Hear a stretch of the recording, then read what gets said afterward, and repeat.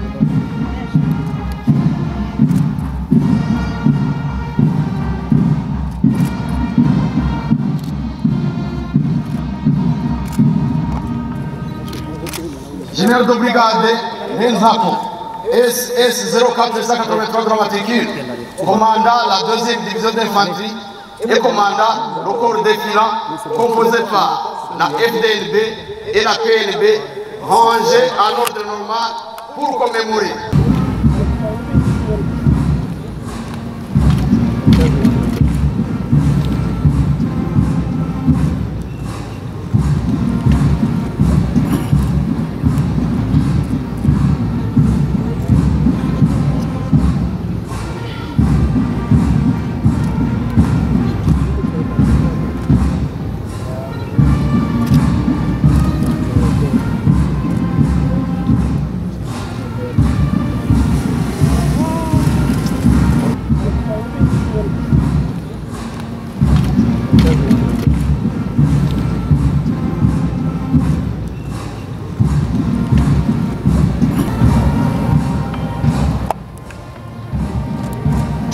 Nk'uko mubibona nyir'icyubahiro umukuru w'igihugu cyacu ariko agenzura ingabo aziramutse.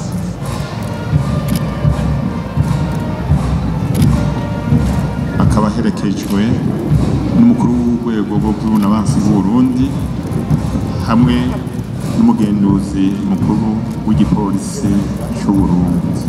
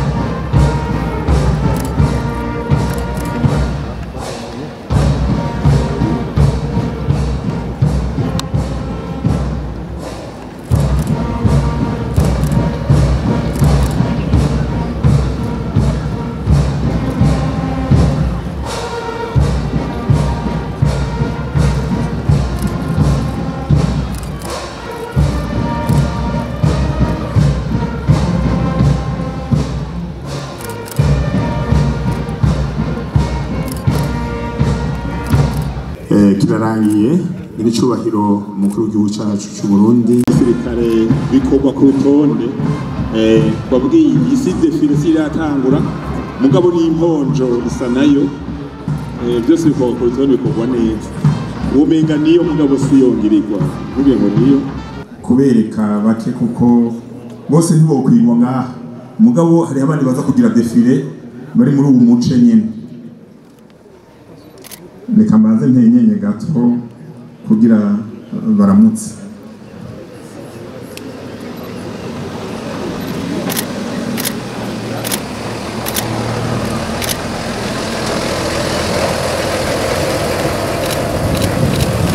Ijisho hajya n'isazi gishobora kuhegera. Hajya ibintu bibafasha mu gukora mu kwivuna umwasi kuko iyo tubatumye bagenda bafise ivyangombwa hanyere ivyo bahetse eka barafise n'igikoresho bakoresha mu kwivuna umwansi byose baza gusimba babifise ni ukuvuga bazoba baremereye ariko bariko barataruka umenga ni babi bazoba ari nk'ibabi sinyare uwa mbere umugwi wa kabiri uwa gatatu uwa kane uwa gatanu uwa gatandatu uwa nyuma barongoye bose bashitse neza naho nyene no mukurira ntiburira mu kajagari biburira mu buhinga ntangere bagira bagira ibindi muraraba ubundi buhinga ubu barare murutswe ibikoresho babisize aba rero mu majambo make bagirira imyimenyerezo aha mu ntara ya Gitega muri centre d'entraînement commando iri ngaha ku mugwa mukuru wa politike hose hariya ari nababona hanze mbe naretse abashitse ngaha rero bose baraza kuraba ibirori vy'aba bapara abapara ntibari mu bihugu wa mbere Mwenje darare uwa mbere ariko aregereza aduciyemo byadusovye basamo n'imyotsi arakantu barungika hariya ari imyotsi hejuru cyane uwa mbere byasovye kabisa biragoye nari navuze ngo ni metero ijana ngira ngo yarakira amajana 3 bene abo mwanzi ntashobora kubamenya bafise n'idarapo ry'Uburundi uwa mbere ndamubona afise n'idarapo ry'Uburundi bariko baza neza ubungira ngo kame mubungirageze ku metero y'ijana uwa mbere idarapo ry'Uburundi uwa mbere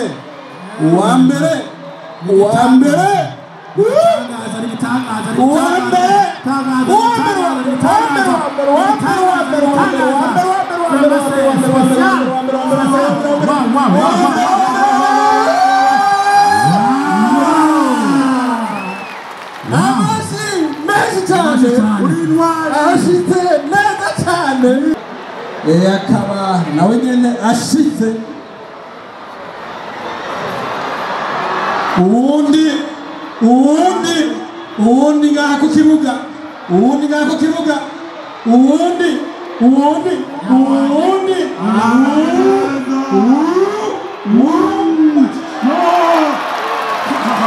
abashi menshi cyane bw'abarundi hariho n'uri karaturira hejuru ndabona ivyotsi vyinshi umuyaga vyinshi cyane reka n'umuyaga ijana hagera ikarakiza umuyaga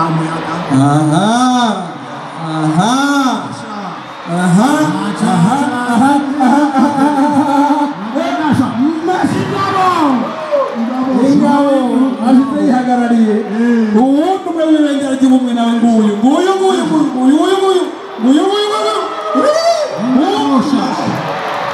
ashitse neza cyane uwundi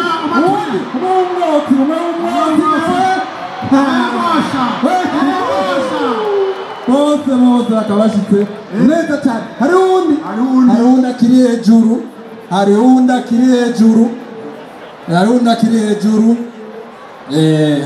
uyo n'umwe yari yitavye ipero afise ibendera y'ibihugu vya East Africa nguwo umwe yitavye ipero warashitse neza cyane akaba ashitse neza cyane yego yatekanije rero uwarongoye araje kugira ngo asigure atange ipero avuge ico bahejeje gukora mbega mon general indukira urabe inyuma yiwawe hari hakurya urabona isinzi ry'abantu riri hanze y'ikibuga bijya birakundwa yego ibintu birakundwa cyane ibi birori birakundwa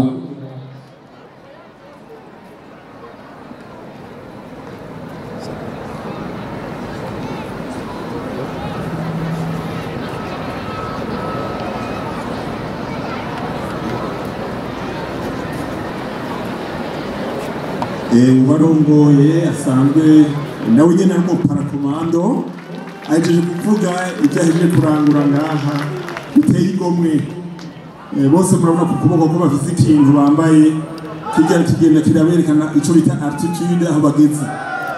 Murabona ko babigenjeje neza, mukomere ku muheto muri ingabo z'igihugu kandi murabereye ijisho.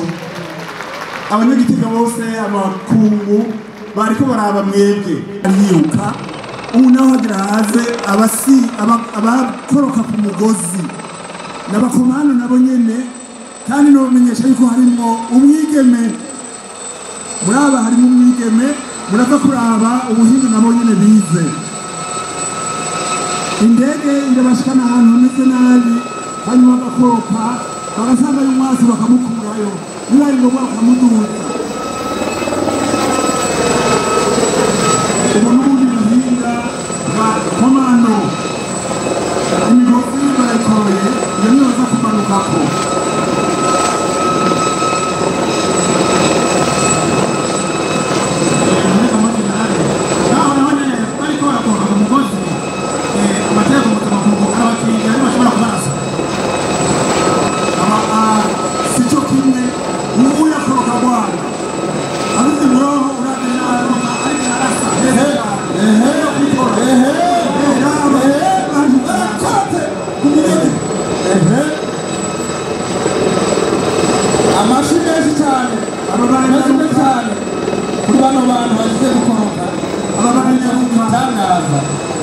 abaranyaruka ntibatera hejuru mu kirere nk'abandi ba mbere umwasi baba bamurubitse ahantu bagashobora kugenda n'ingombwa kukuranya ntiwabona umwanya wo kumurasayo hari uwo mbona hariya hejuru mu ndege afise n'idarapo ibendera ry'Uburundi nawe nyene ngira ngo uhava amanuka ku mugozi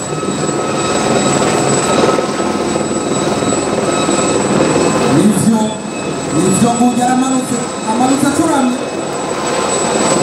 atanguza umutwe reka nini nawe mwigeme ari hagati yego iyo mwigeme arakomeye bagabo arakomeye nyine yirigwa reka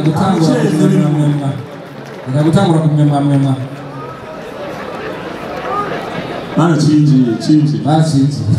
barachinjiye kabisa Grotani Pero.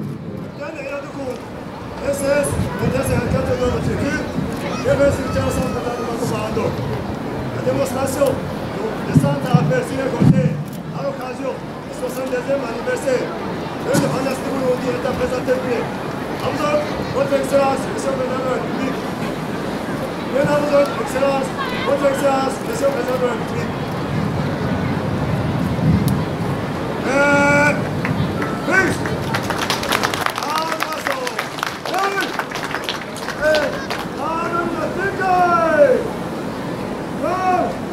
bagenda bariruka baheje kugira descente en rappel ko haba para commando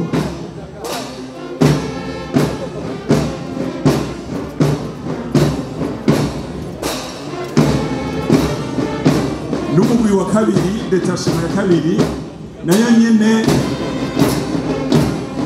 n'abapara commando bapara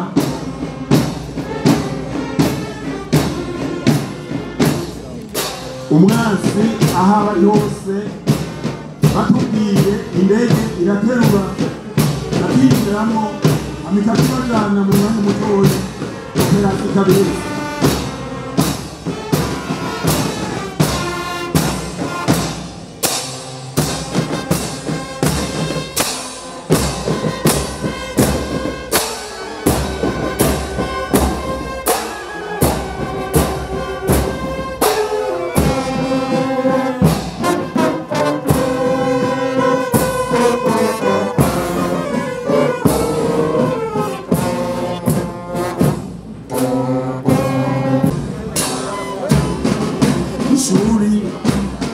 ngaha Igitega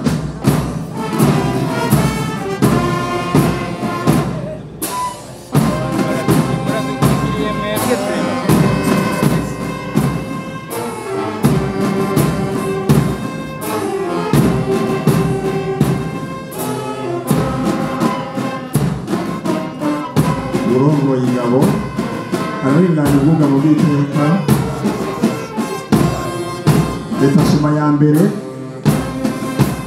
y'abapara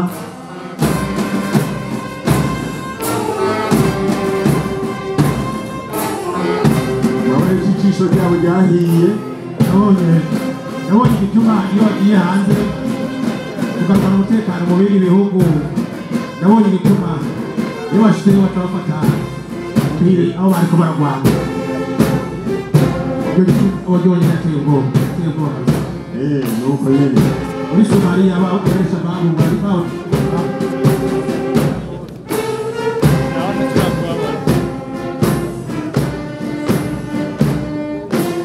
urugo mugeka w'umukomando mu paranini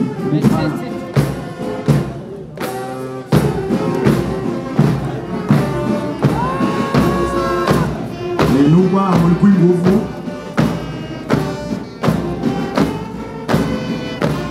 ukuntu batwara inkoho icyo bita elegance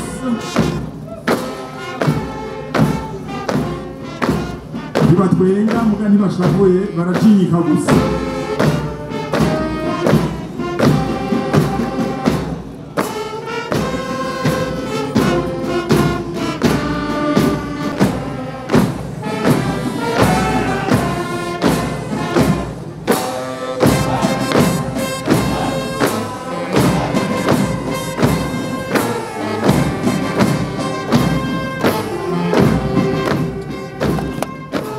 Barakora neza bigashimwa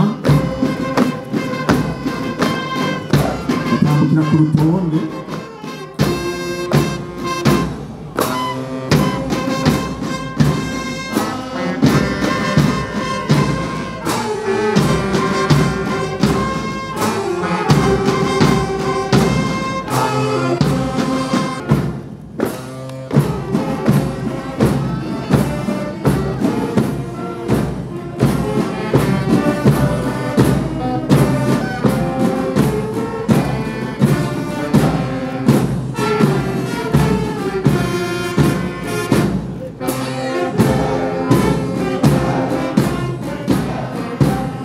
y'abakomando nyene.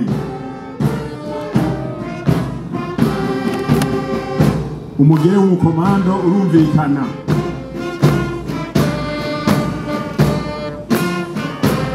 Oya barakubita kabisa. Babarinze gose. Barakubita kabisa. Umuntu yabwiye ko ari ibihugu bitagira abasirikare. Bihugu. Usabe nukuraba neza nta bose bwose. Aja bose usanga ari abasirikare.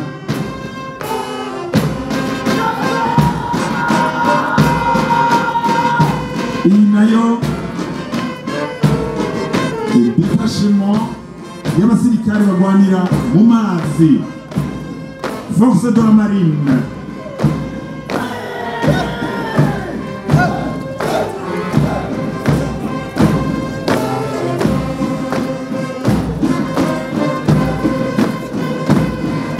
Ibiyaga n'inzuzi dufise byose bitegerezwa gucungerwa.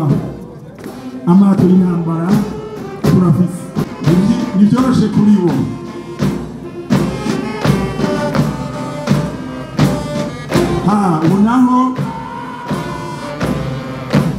ubu naho aje abasoda detachement y'abigeme, aje abasoda b'abakenyezi nabo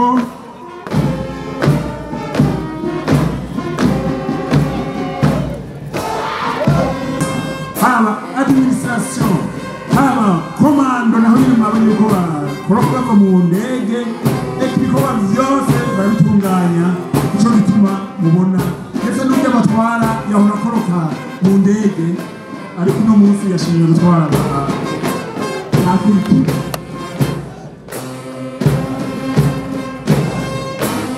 abo nabo rumanura ibyiganje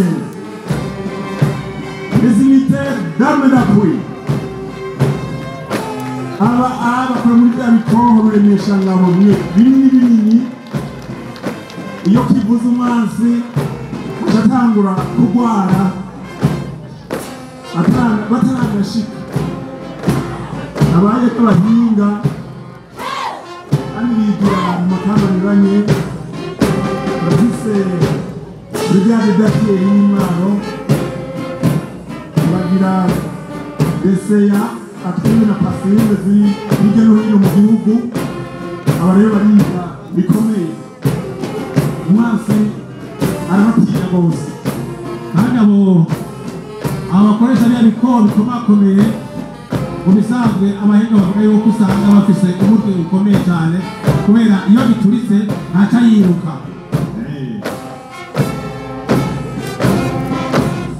Aba nabo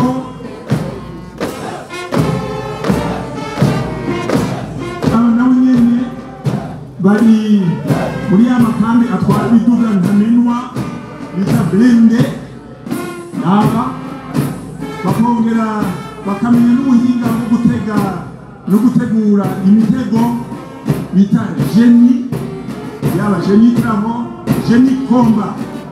Bubaka ibiraro mu mwanya mutoyi, imodoka zikarengana, zaba iza gisirikare canke n'izindi zose. Babirangurana ubumenyi, ubukerebutsi, yaba nawe bashize hamwe nawe ibiro byerekana ingene nziza bose. Aba rero akaba ari baheje Desire igisirikare, naho nkurikiye ashaka kugenda nkongorere fata ijambo nawe rero utubwire ingene gipanze, ingene ciki ijambo rwawe. hariya Imitakataka mu ntara ya Bubanza, amashuri yigisha inyamiramabi turayafite menshi. Superieur de la police, superieur de la police dufite ngaha imbere y'ubwugamo bukuru, umugwi w'inyamiramabi ujejwe gutuza imigumuko n'ibindi amatora.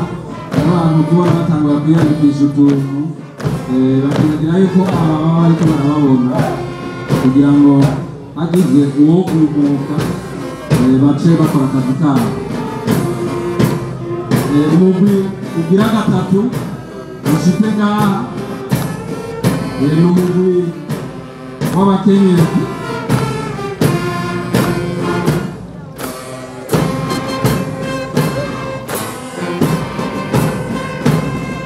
Umugwi w'abakenyezi b'inyamiramabi, urabona ukuntu batambuka neza cyane, ni inyamiramabi kazi koko ntizi akazi kazo. Aba rero bakora ibikorwa byose inyamiramabi bikora ngaha mu Burundi, kandi babikora neza cyane avec une touche féminine. Une touche féminine ni ukuvuga yuko babikora neza cyane, bashyizemo n'akabiga. Uyu mugwi wa nyuma n'inyamiramabi zijejwe zifasha gucungera inzego. Aba rero bagejwe gucungera inzego z'igihugu, la protection des institutions. Bakaba rero ari bagira mukunze kubona bagendana cyane n'abategetsi bo hejuru. Bamwe ntibajya mwaciyeko hirya no hino, murazi yuko mwagiye murereka aho muca, mwagiye murakingirwa n'inyamiramabi. Aba rero niwo mugwi wa nyuma uciye imbere urangiza idefile ibereye ijisho yariko irabera ngaha ku kibuga stade Ingoma. c'est la danse de Terrier, la danse de Terrier.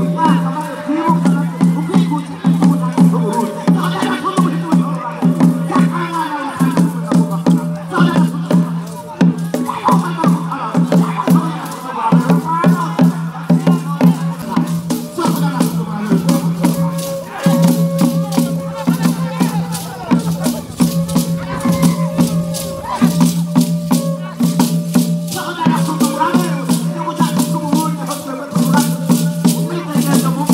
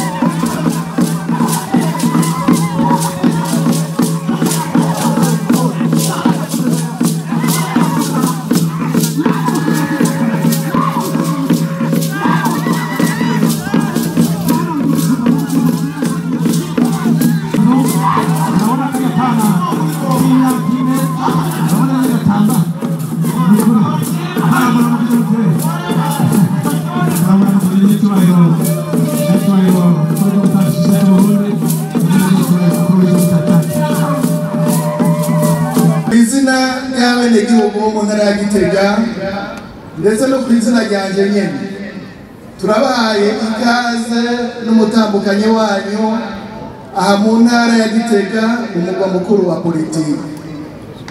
Turahaye ikaze namwe nyiricyubahiro mukuru w'igihugu ca Chad nabo mwagendanye. Turahaye ikaze bene iteka bubahwa mwese mwaduteye iteka kuri uno munsi. Tuvuga tuti Imana nibaduhezagirire cyane mu birori nk'ibi n'umunsi n'umwe kuko zerekana ubutegetsi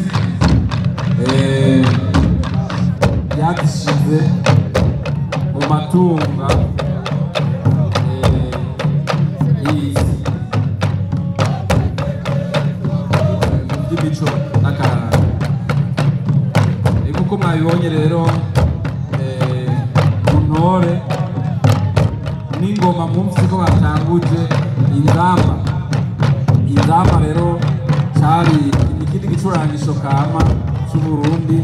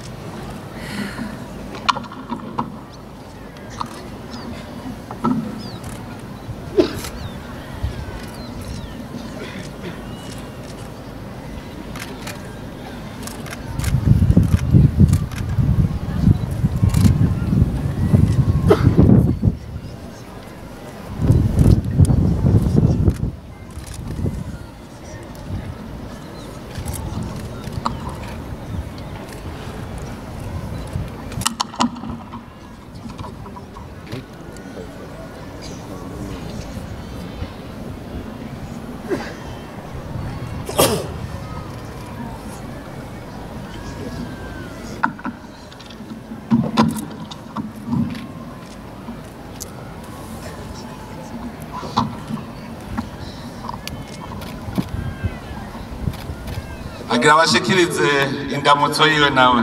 Je vous remercie. Merci à vous, merci au peuple burundais. Je vais m'adosser sur vos dévoues pour vous dire ce que je ressens aujourd'hui. La paix, l'unité et le travail. C'est la paix qui m'a mené au Burundi il y a 25 ans, après les accords d'Arusha. Et j'ai senti avec les Burundais qu'on pouvait y arriver. Et nous avons travaillé d'arrache-pied pour aboutir à la paix. Aboutir à la paix, passer à l'unité du pays pour le travail. Aujourd'hui, j'ai vu une liesse populaire qui vous a accueilli et qui est en train de célébrer la fête de l'indépendance. Un peuple uni qui a fêté dans la joie cette fête de l'indépendance. L'indépendance que vous avez eue d'arrache-pied et qui vous permettra de travailler le pays. Vous l'avez commencé à le travailler. J'ai vu ce matin des jeunes qui naissaient quand je quittais le Burundi il y a 20 ans. Date à laquelle vous commenciez à réorganiser les forces armées, les unités, et à les unifier. La belle troupe que nous avons rencontrée aujourd'hui, qui a défilé devant nous avec fierté et de manière énergique, montre que le travail que vous avez fait a porté ses fruits. C'est le résultat d'un travail d'unité et de réorganisation des forces armées. Je félicite ces jeunes et je les encourage à défendre leur pays pour vous permettre de les développer. Je voudrais profiter de cette tribune pour remercier le bon Dieu qui nous a permis de vivre cela et de vivre jusqu'à présent et de célébrer aujourd'hui. Vous remerciez, vous, Monsieur le Président de la République. Je suis témoin de ce que vous avez fait il y a 20 ans. Et je peux dire que nos espoirs qu'on avait à l'époque, de vouloir faire la paix et de venir faire célébrer un jour, y arriver. C'est pour ça que j'ai beaucoup d'honneur et de fierté. Merci aussi au bon Dieu qui nous a permis, et à tous vos collaborateurs,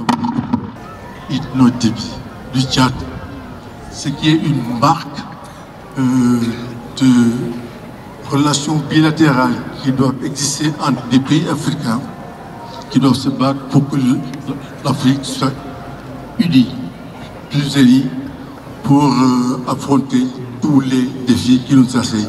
Merci. Merci.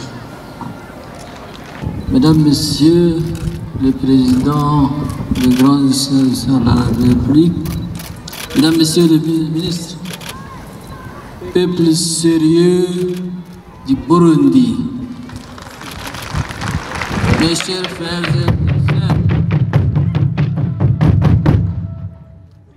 c'est avec un grand plaisir et une réelle fraternité, une sincère amitié et une immense fierté que je m'adresse à vous à l'occasion de la 62e édition de la fête de l'indépendance du dynamique Burundi, pays de mille et une collines.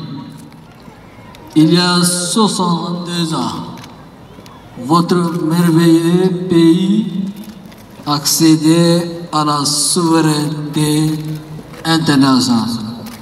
Ce fut un moment historique ayant consacré l'indépendance de ces fiers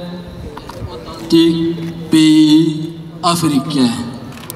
C'est le lieu de rendre un vibrant hommage mérité à la mémoire de tous les pères fondateurs et libérateurs. Grâce au sacrifice desquels le Burundi est aujourd'hui un pays libre et indépendant.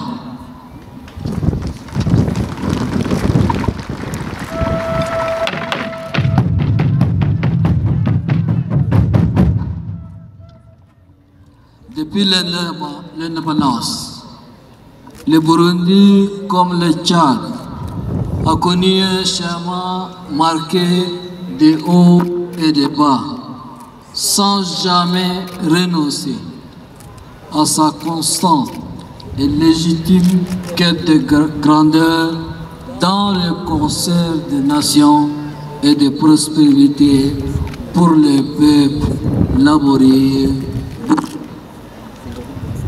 Peuple frère du Burundi, c'est un frère résolu et convaincu, mais aussi président élu d'un pays frère, des pays frères que j'ai tenu à venir ici, dans cette belle capitale politique burundaise, partager avec vous cette célébration nationale embellie par cette cérémonie grandiose et haut en couleur. À cet égard, je voudrais exprimer mes vifs remerciements et ma profonde fraternité à l'endroit de mon frère Évariste, président de la République sœur du Burundi, pour l'invitation qu'il m'a adressée, à la faveur de laquelle je partage avec vous ces moments forts historiques. Je voudrais également exprimer au gouvernement, peuple burundais, ma haute appréciation et ma profonde reconnaissance pour toute la communauté offerte, notamment l'accueil tant cordial, chaleureux que fraternel, ainsi que toutes les marques d'attention dont nous sommes l'objet depuis notre arrivée à Bujumbura.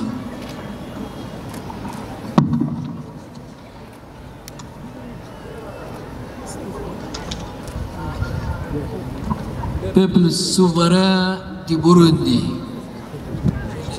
a relevé que j'ai choisi le Burundi pour mon premier déplacement international après mon élection en tant que président de la République du Tchad. Ce choix n'est pas un hasard. Faut-il le rappeler, le Tchad et le Burundi forment une communauté de destin, partagent beaucoup de valeurs communes, affrontent des défis similaires et déploient des efforts considérables pour sortir du sous-développement. Nos deux pays sont très proches l'un de l'autre, notamment sur les tribunes multilatérales. Ils se soutiennent au sein de toutes les organisations régionales et internationales dans lesquelles ils sont membres.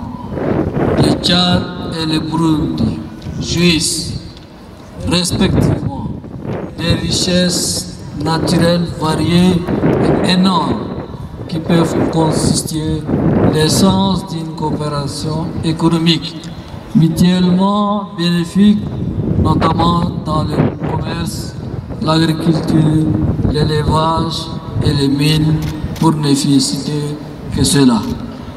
Chers frères et sœurs, je suis ici également pour mettre en relief ma forte conviction sur les vertus de la coopération sud-sud. La coopération inter-africaine plus précisément.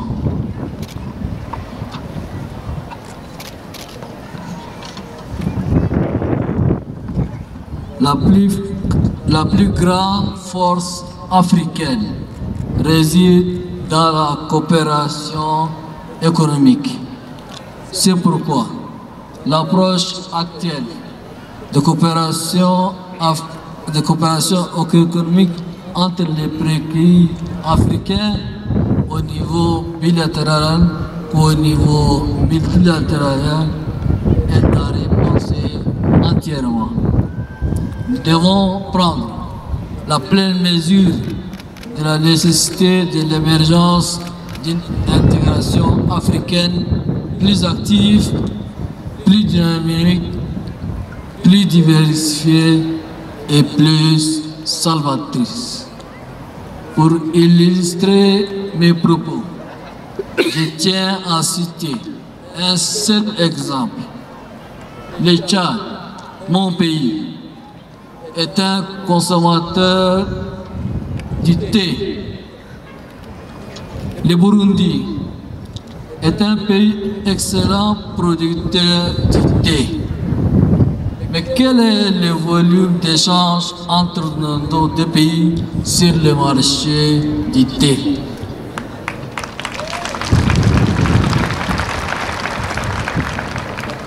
Il est plus que temps que nos propres opportunités, nos énormes potentialités et nos variées ressources nous servent de la manière la plus optimale possible pour construire ensemble une prospérité partagée au profit de nos peuples respectifs.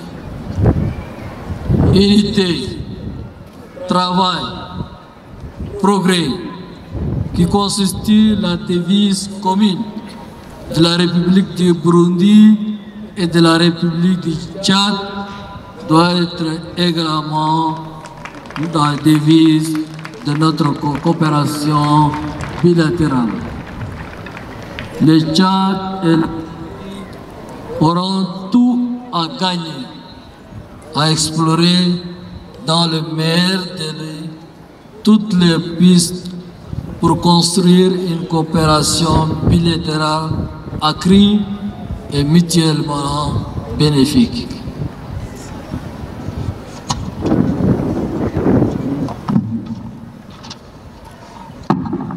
Avant de terminer mon mot, je voudrais réitérer ma joie et celle de ma délégation pour avoir pris part aux festivités marquant la 70e édition de la fête de l'indépendance de la République du Burundi. Cette visite, bref fut-elle, nous a permis de rencontrer un peuple accueillant et festif, un pays authentique et en progression, un président attentionné et engagé pour l'avenir et le devenir de son pays. Aussi, durant notre séjour, nous avons pu faire un déplacement terrestre avec mon frère, le président, de Bujumbura à Gitega. Ça m'a permis de découvrir la beauté de votre pays et la richesse de son histoire à travers son royaume, mais aussi à travers ces diverses traditions et cultures que vous avez su conserver malgré les méfaits de la colonisation. Ce qui m'a le plus marqué est que j'ai pu constater que presque tout le monde travaille la terre. Et je comprends maintenant comment le Burundi a pu résister aux sanctions économiques internationales et atteindre les paris de l'autosuffisance alimentaire. J'ai également appris que vous construisez vos édifices publics, notamment ce stade, mais aussi le nouveau palais présidentiel de Gitega, capitale politique de votre pays. Nous garderons de ceci est un exemple à suivre. Bravo, bravo à mes chers frères burundais et burundaises.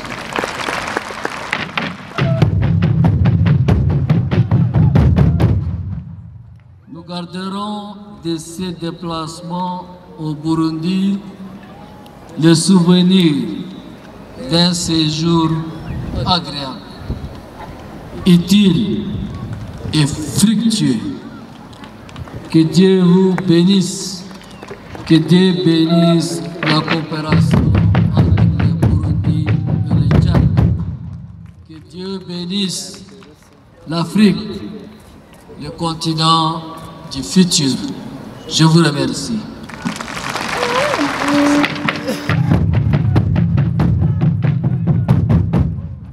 Kubera indongozi z'igihugu cy'u Burundi, abenegihugu bose bagize ubumwe kandi murumva yuko bose bariko baradushimira. Arico gituma iki civugo twashimikiye ko ubu umwidegemvyo mu vy'iterambere niko kwikukira nyakuri. Namwebwe rero umwe wese uvyumve, umwidegemvyo mu vy'ubutunzi wewe nyene ni widegemvya mu bijanye n'ubutunzi uzomenya ko wikukiye, kuko igihe cyose uzoba ukizeye ubuzima mu minwe y'uwundi umenye yuko nta terambere uzoba uragira. None rero kugira ngo tujane twese mu gihugu giteye imbere, igihugu cifashe, twese dutegereza gukora amaboko mu mpuzu, dukore umwe wese yigabe kandi yigaburire. Ntagire ugira ubwoba, twaracerewe mugabo tugiye kwariha kwiruka, kandi turazi neza ko igihugu cy'uburundi kizotera imbere kuko umutahe turawufise, ni twebwe nyene. N'ubu bwenge Imana yaduhaye, n'ubu iritunga kama Imana yaduhaye, ubu rero nahacu gukora. Turi kumwe twese, turi kumwe twese, birashoboka. Imana ibahezagire mwese kandi umunsi mukuru mwiza.